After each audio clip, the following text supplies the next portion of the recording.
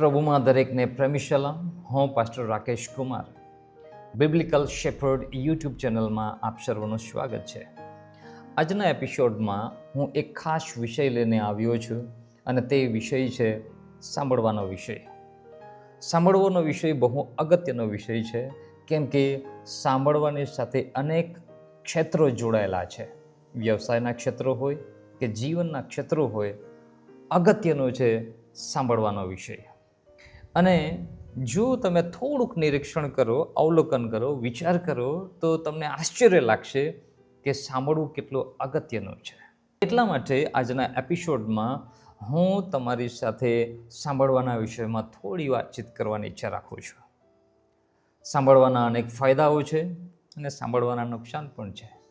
જો કોઈએ તમને સારી સલાહ આપી હોય તો તમને ફાયદો થાય છે, પરંતુ ખોટી સલાહ આપી હોય તો તેને સાંભળવાને લીધે તમને નુકસાન થયું હોય એવું બન્યું હોઈ શકે છે.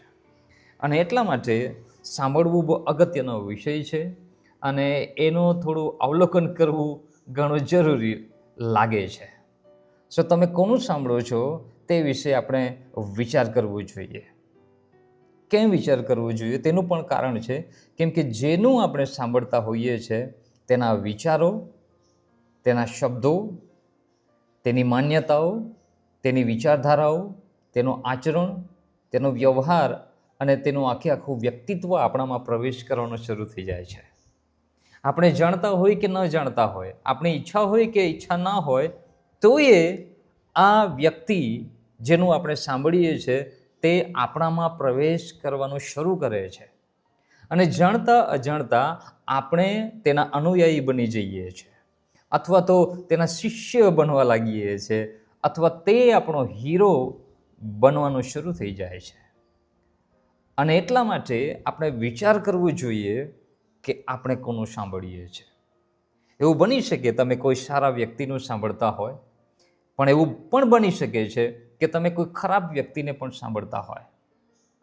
એટલે તમે કયા પ્રકારના વ્યક્તિનું સાંભળો છો તે વિશે હંમેશા વિચાર કરો, અથવા તે વિશે હંમેશા સાવધાન રહો, કેમ કે જેનું તમે સાંભળો છો તે વ્યક્તિને તમે પ્રગટ કરતા થઈ જાઓ છો, જાણતા કે અજાણતા.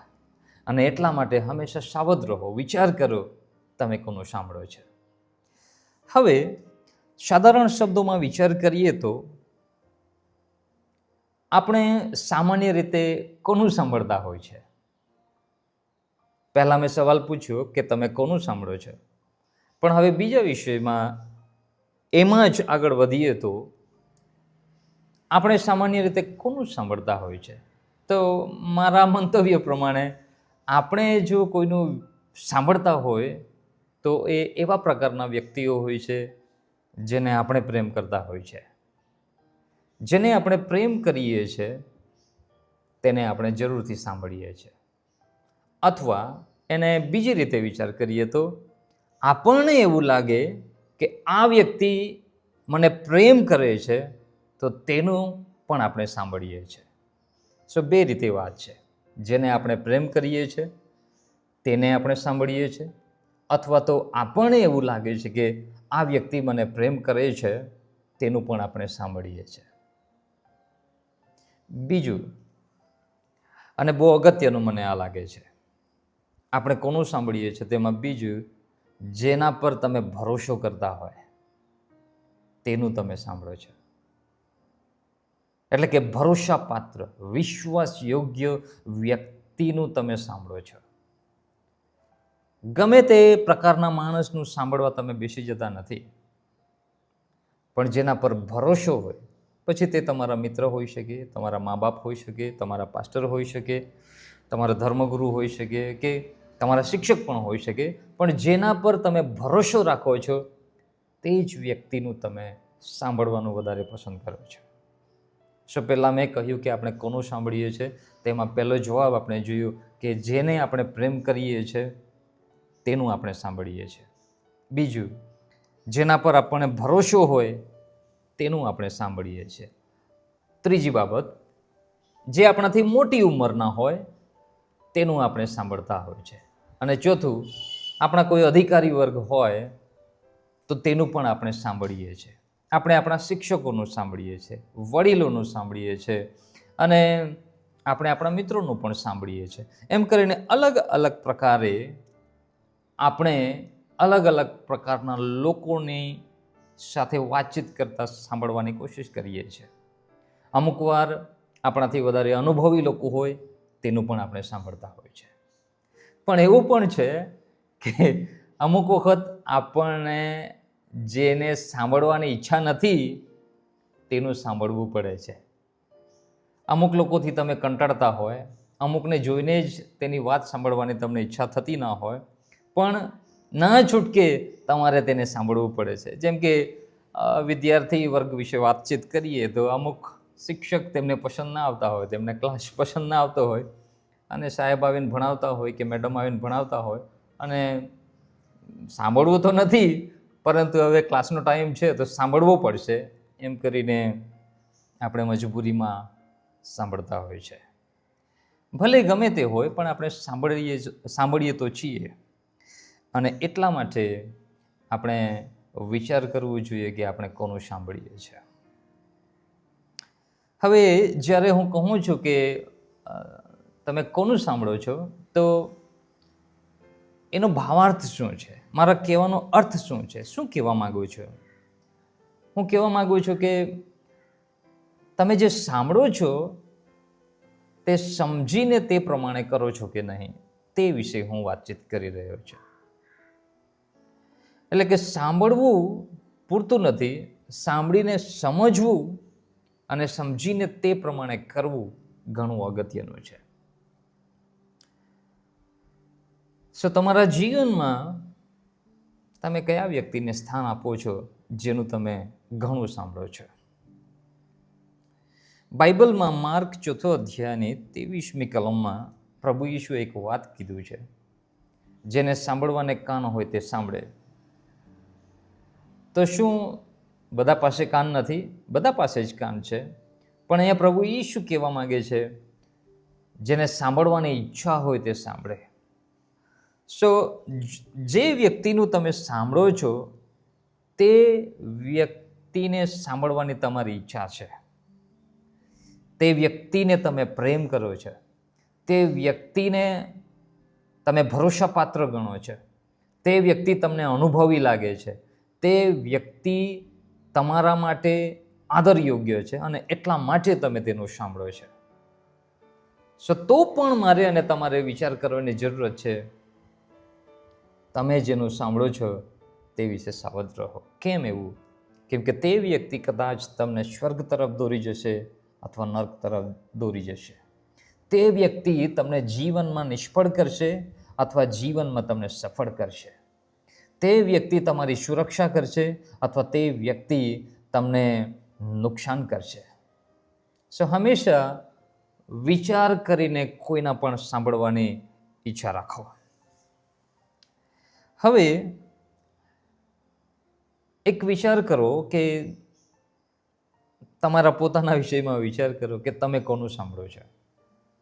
એવું બની શકે તમે તમારા ખાસ મિત્રનું સાંભળતા હોય, બેનપણીનું વિચારતી હોય, અથવા તમે કોઈ રાજનેતાનું બહુ સાંભળતા હોય, કોઈ એવું વ્યક્તિ છે જેમ કે તમારા શિક્ષકોનું સાંભળતા હોય, તમારા પાસ્ટરનું સાંભળતા હોય, કોઈ પત્રકારનું બહુ સાંભળતા હોય અને અમુક વાર આપણે બાળકોનું સાંભળીએ છીએ અને એમ કરીને અલગ અલગ પ્રકારના લોકો વિશે તમે સાંભળતા હોય. તો વિચાર કરો કે એ વ્યક્તિ જેનું તમે વારંવાર સાંભળો છો તે તમારા જીવન પર કેવો પ્રભાવ પાડી રહ્યો છે, તમને કઈ દિશામાં દોરી જઈ રહ્યો છે, તમને ક્યાં લઈ જઈ રહ્યો છે તે વિશે વિચાર કરવો જોઈએ. હું કહેવા માંગુ છું કે તેને ક્રોસ ચેક કરો. અને એટલા માટે પ્રિયો, સાંભળવું ઘણું અગત્યનું છે અને તમે હંમેશા સાવધાન રહો. હવે કેટલાક જુવાન મિત્રો અથવા તો કેટલાક લોકો એવું પણ કહી શકે છે કે ઓ ભાઈ, મેં તો કોઈનું સાંભળતો નથી. એટલે કે મને કોઈના પર ભરોસો જ નથી, તો પછી હમ ખુદ કી સુનતે હૈ, હમ અપને મન કી સુનતે હૈ, એવું બોલનાર પણ કેટલાક લોકો હોય છે. તો ભલે તમે તમારા મનનું સાંભળતા હોય કે ખુદકી સુનતા હોય, પણ તોય એ વિચાર કરવાનો, જો તમે પોતે તમારું પોતાનું જ માનો છો તો તમે પોતાને કઈ દિશામાં લઈ જઈ રહ્યા છો તે વિશે પણ વિચાર કરો.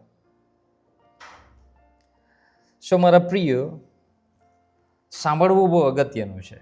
તમે મનનું સાંભળતા હોય, તમારા દિલનું સાંભળતા હોય, પોતાનું સાંભળતા હોય કે બીજાનું સાંભળતા હોય, પણ જેનું સાંભળતા હોય તે અગત્યનો વિષય છે.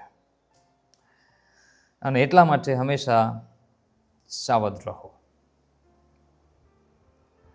હવે સાંભળવાની જ્યારે વાત આવે છે તો સાંભળવાના વિષયમાં તમે એ કેટલો ફાયદો કરે છે તે વિશે પણ વિચાર કરો. એટલે કે જે વ્યક્તિ તમને વાત સંભળાવે છે, વાત બોલે છે, તે વ્યક્તિની વાતો કેટલી ફાયદાકારક છે તમારા માટે, એ વિશે પણ વિચાર કરવો જોઈએ. કેમ એવું? કેમ કે કેટલીક વાતો થોડા સમય માટે ફાયદાકારક દેખાય ખરી, પણ લાંબા ગાળે તે નુકસાનકારક હોય છે. અને ઘણા લોકો ટૂંકા ગાળાની સલાહ, શિખામણ અથવા વાત માનીને લાંબા ગાળાનું નુકસાન ભોગવી લે છે, એ પણ હકીકત છે. અને એટલા માટે હું તમને એક વાત તરફ દોરી જવાની ઈચ્છા રાખું છું. બાઇબલમાં પ્રભુ ઈશુએ કહ્યું, મારા ઘેટા મારો અવાજ સાંભળે છે. પ્રભુના લોકો તરીકે આપણે બહુ અગત્યનું છે કે આપણે પ્રભુનું સાંભળીએ. ઘણા બધા લોકો પ્રભુનું સાંભળવા ટેવાયેલા નથી. મારો વિષય, મારો પ્રશ્ન હતો, તમે કોનું સાંભળો છો? તો હવે હું તમને પ્રભુનું સાંભળવા માટે પ્રોત્સાહિત કરું છું. કેમ? કેમ કે પ્રભુનું સાંભળવાથી કોઈ દિવસ નુકસાન થતું નથી. પ્રભુના વચનો સાંભળવાથી હંમેશા ફાયદો રહે છે. પ્રભુએ કદી આપણું નુકસાન થાય એવી સલાહ નથી આપી.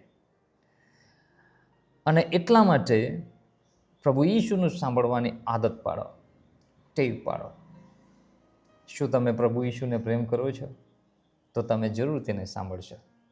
શું તમે પ્રભુ ઈશુ પર વિશ્વાસ કરો છો, ભરોસો કરો છો? તો જરૂર તેનું સાંભળશો. શું તમને લાગે છે કે તમારા કરતાં પ્રભુ વધારે અનુભવી છે? તો જરૂર તમે તેનું સાંભળશો. તમે કોનું સાંભળો છો? તમે અગત્યના સમયમાં શું પ્રભુ પાસે સલાહ પૂછો છો? પ્રભુ પાસે તમે જાઓ છો કે નથી? સો મારા પ્રિયો, મારા પહેલાં જે ટોપિક છે તેને પૂર્ણ કરવાની હું ઈચ્છા રાખું છું સવાલ સાથે કે તમે કોનું સાંભળો છો. મે ગોડ બ્લેસ યુ.